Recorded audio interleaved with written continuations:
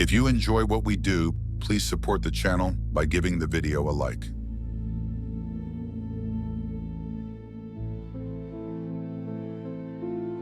My hands tremble as I type this.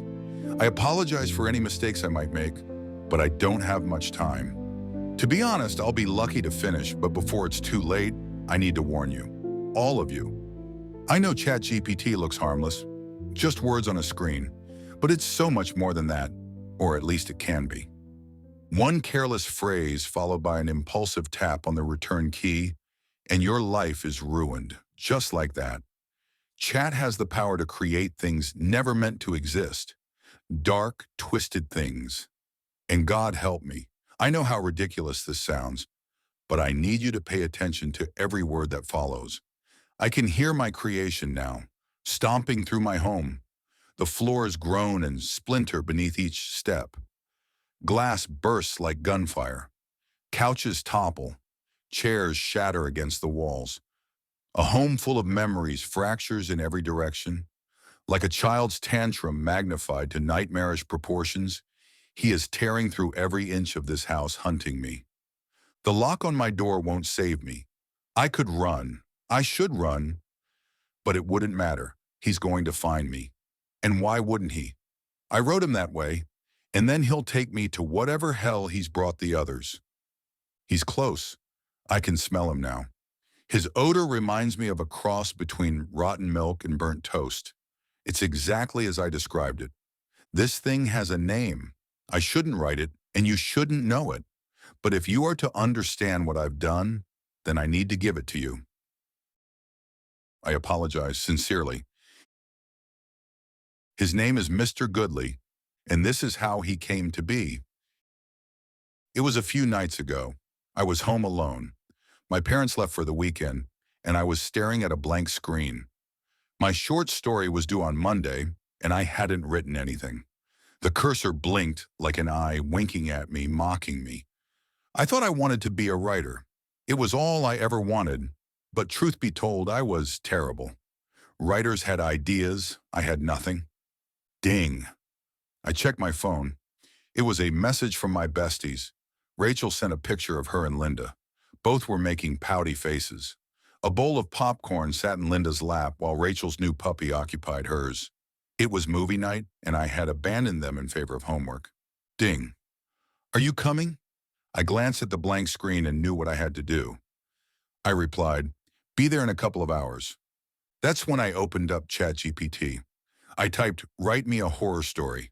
The program obliged. Are you looking for ghosts, slashers, or something unique? I knew this was cheating. I'd get an F if I was caught, but I was going to get an F if I did nothing. At least Chat was going to give me a chance. I looked at the three options and felt ambitious. Something unique, I typed back. Excellent choice, it stated. Let's create a monster. Would you like to give it a name? I played around with a few names, but there was only one that fit. My old boss from the Burger Shack. The guy was a complete slave driver and a cheat. He was notorious for trying to pay you for 14 hours when he owed you for 16. He was petty, small, and cruel. He loved yelling at teenagers. I assumed it was because his high school days were probably unkind to him. Mr. Goodley. We called him Mr. Pooley behind his back. Juvenile, I know. He deserved worse. He deserved to be a monster. So I typed his name into the chat box. Let's call him Mr. Goodley. It followed with another question. What does Mr. Goodley look like? I thought of his namesake and typed, he's large and ugly. At a glance, you would describe him as unhygienic. He's bald except for 3 long, curly hairs sprouting from his forehead. His skin looks like it's never seen the sun. His eyes are too big for his face. His teeth are rotten, and his fingernails are long and dirty. I tapped enter on the keyboard. What does he sound like? The prompt asked. Like a chihuahua sucking on a helium tank, I replied.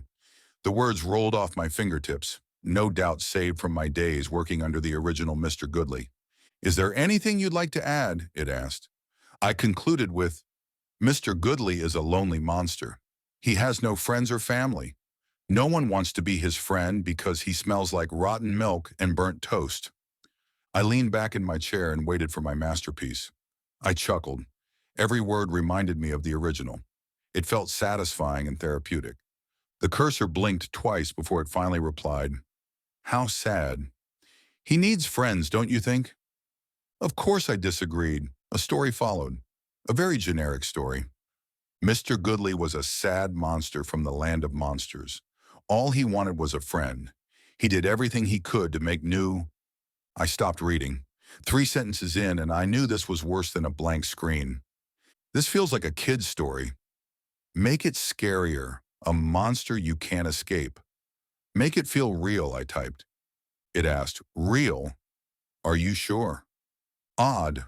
I didn't think chat second-guessed the user. I replied, "Absolutely." The program took longer this time. The screen flashed with multitudes of weird fonts and characters. I thought it was a glitch and moved the cursor toward the refresh button. My finger raised over the mouse and was about to press down, but the story started materializing. Slowly, it came at a snail's pace. My computer hummed and a loud static played through the speakers. It felt like the computer was being asked to go beyond its factory settings. Rachel and Linda were alone waiting for their friend, Jenn. The two friends were watching A Nightmare on Elm Street. They lounged on Rachel's bed eating popcorn. Neither were scared. They probably had seen the movie 10 times, maybe more. Linda and Rachel laughed at Freddy's weird arms, quoted the lines before the actors could say them. It felt safe, familiar. But what Linda and Rachel didn't realize was that something unfamiliar was watching them. Not by a slasher from an old 80s movie, but by something that never existed, at least until now. I looked away from the screen. Why did it use our names? Mine I get, it's my account, but I didn't enter either Linda or Rachel into the prompt. It felt like chat was peeking at my texts. I brushed it off, not due to bravery, but out of curiosity. Mr. Goodley was only recently born. There was no birthday celebration to welcome him or parents to greet him. From what he could tell, he was all that existed in the nothing he was from. But now he's here in a world of somethings, all because Jenn invited him. He marveled at Linda and Rachel as they watched the glowing cube in front of them. He had never seen light before. He didn't care for it. In fact, he hated it. It hurt his eyes, but he did like the sounds the girls were making. Laughter was never heard in the nothing. They would make it better, he thought. Linda sniffed the air.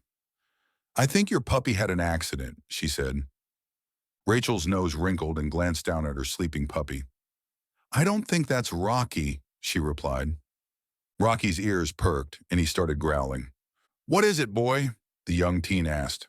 The small animal jumped to his feet and started barking. Before Rachel could command him to stop, Mr. Goodley emerged from the shadows and grabbed Linda by the arm. Both girls screamed. He didn't like that sound at all, but it was better than the quiet. Rachel reached for her friend, tried to save her, but Mr. Goodley dragged poor Linda into the darkness, into his home. Rocky continued to bark. He wouldn't stop no matter how many times Rachel commanded him to shush. Rachel called for her friend, but no answers came. She was confused. As far as Rachel could tell, the room was empty. But where was Linda? It was like the shadows swallowed her up. She grabbed her phone and was about to call the police, but Mr. Goodley returned from the shadows. Not for her, but for the dog. Mr. Goodley snatched the dog from existence, literally. Rachel recognized that this wasn't a problem she could handle on her own. She did what any intelligent person would do. She ran. Rachel exited her bedroom, raced toward the front door. It was the quickest she'd ever moved. The doorknob was within her grasp, but it wasn't enough. Pow! The bowl of popcorn shattered against her back. She collapsed, dropping her phone. She looked back and saw Mr. Goodley fast approaching. She grabbed her phone as she scrambled to her feet. The heat from her hand dialed the last person it contacted. My phone started ringing. It was Rachel. Chills washed over me, and I hesitated to answer.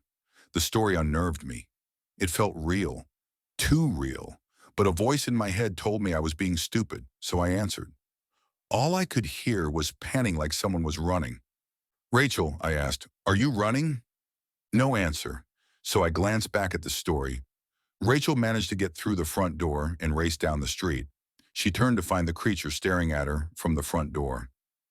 The thing was far away, but that didn't stop Rachel from running with everything she had. Finally, the sound of her panting was broken by a familiar voice from her phone. "Rachel?" Jen asked. "Are you running?" "Jen!" "Oh my God," he got Linda and Rocky. "Please, you have to help me," she shouted. The story's words matched what I was hearing. I couldn't tell if chat was describing the call or creating it. I looked back at the screen and saw the words that caused my blood to run cold. And before her friend could reply, Mr. Goodley emerged from the shadows and snatched Rachel by the hair. "Rach," I started. I was interrupted by a blood-curdling scream, then static, which somehow sounded much worse. "Rachel?" I asked. "Please answer me." Just static. I glanced back at the text, hopeful that it would offer me any hint at what was going on. It read, Jen continued to ask her friend to answer, but she only heard static. Her friends were now in the nothing with Mr. Goodley. They were now where things went when they no longer existed. Seldom does anything ever make it out, but fortunately, this was one of those rare times. Her friends' voices cut back in for just a moment, just long enough to warn her friend. Rachel's voice blared into my ear. "Jen, are you there?" "Oh God, please get help." Linda joined in. "There's nothing here. No ground, no sky, just nothing. It's so cold in the dark, I think it's eating us." Rachel screamed, "Look! Over there! It's him! Why are you doing this to us?" I heard a high-pitched childlike voice. It reminded me of a chihuahua on helium. "Being nothing was lonely," Mr. Goodley said. Static, then nothing. I returned to the story. Mr. Goodley had one more friend to collect, his very best friend, the one that gave him permission to be something. But Jen knew he was coming, and she wouldn't come to her new home willingly. I tried to change the story, rewrite the prompt, but chat no longer responded. Whatever I did couldn't be undone, or maybe it refused to help me. Either meant the same, I was in trouble. I ran downstairs, turned on every light. He hated light. Maybe this would save me. I doubted it, but maybe it would slow him down long enough. Long enough to warn others. Cry a little. For the friends I damned. For life I won't have. Make peace with whichever God might listen. But I knew it wouldn't matter. The last words in chat's story were, Mr. Goodley was no longer lonely. He now had friends. And although they never laughed, he learned to love their tears even more. Now here I am, my last moments before nothing. Knock, knock. Two rather pleasant taps at my bedroom door. It sounded friendly. The smell of rotten milk and toast fills my nose. Time was up. Funny, the screen is no longer filled with nothing. But soon I will be surrounded by it.